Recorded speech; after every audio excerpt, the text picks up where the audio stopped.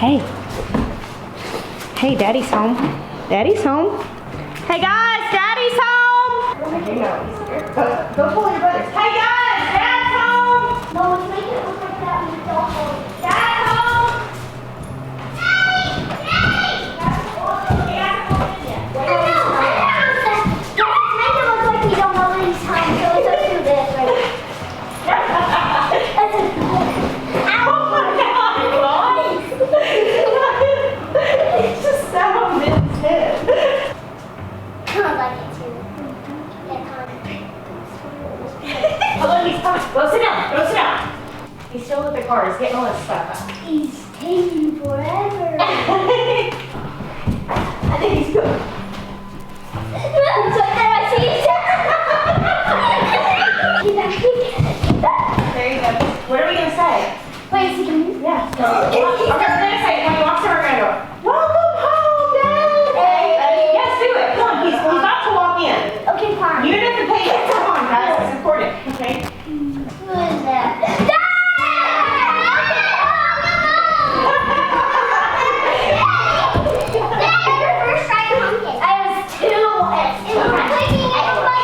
So all of that waiting to get you, we didn't go out there because I was like, no, let's wait till he comes in so we can get it on video.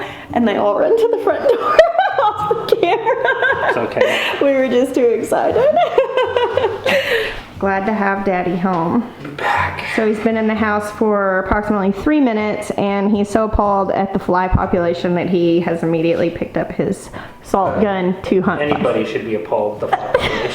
Listen, I had bigger fish to fry, okay? I feel you, but I Just know. working on other things. Your fly hunting was missed, to be sure.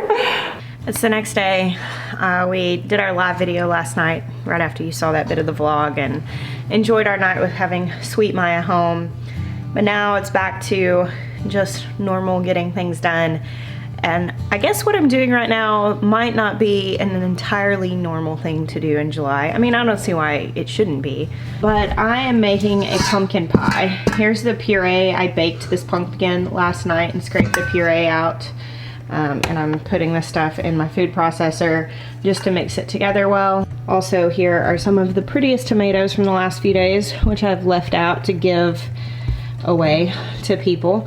I put 9-gallon bags of tomatoes in the freezer, which I will get those processed soon. They won't stay in the freezer for very long, but I just did that to kind of skip the step of having to parboil them to get the skins off. So this little New England sugar pie pumpkin was exactly 2 cups of pumpkin flesh. We harvested it the other day and the kids were really excited about the fact that we had a pumpkin, but it was just a tiny bit soft, like it was a little overripe, and I didn't think that it was gonna store very well. So I'm just gonna make a pie out of it. So the first time I ever grew pumpkins, it was entirely by accident. I'd actually thrown away the seeds of a pie pumpkin in my compost pile, and the next year I was overrun with pumpkins in July. And so that year we had pumpkin pie in July as well. I'm not spiking the pumpkin here, this is homemade vanilla. And I'm kind of one of those people that just feels like pumpkin should be able to be eaten anytime, all the time. I love pumpkin pie stuff. All right, so I got my pie crust in my pie pan. See, rustic. Here's my filling. Oven's preheating and I'll stick this in there and cook it.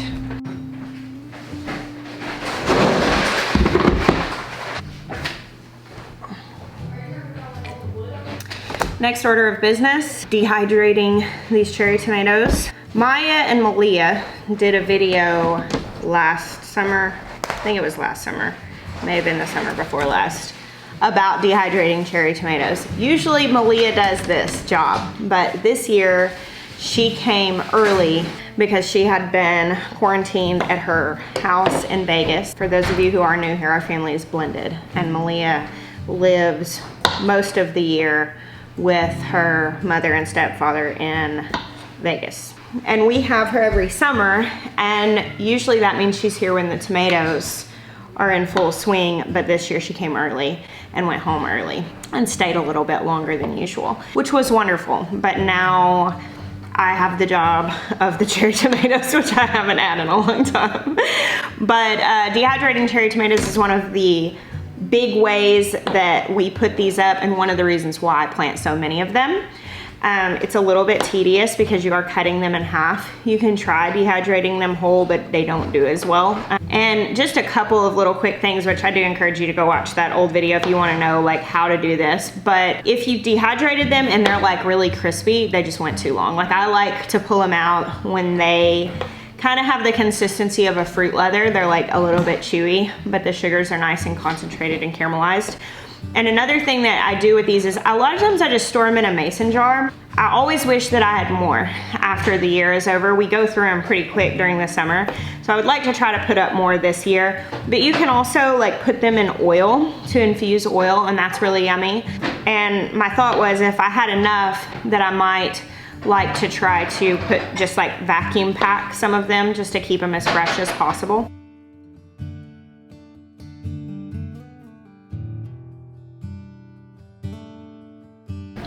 All right, you gonna help me?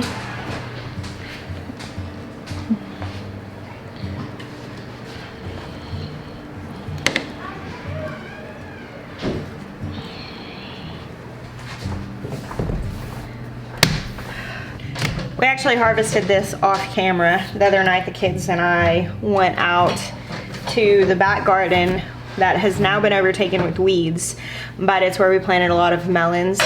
We planted this Desert King watermelon plant from seed at the end of March, and now in July, at the end of July, we harvested this 24-pound watermelon, and I'm about to cut it open and put it in a container so the kids can go ahead and eat on it. Obviously we're not going to eat this all at once, so I'll just have to put some in the fridge. I actually don't have a cutting board large enough to do this, so I'm just going to cut it on this pan to catch the juice. I think this is a yellow flesh melon. Yeah, it is.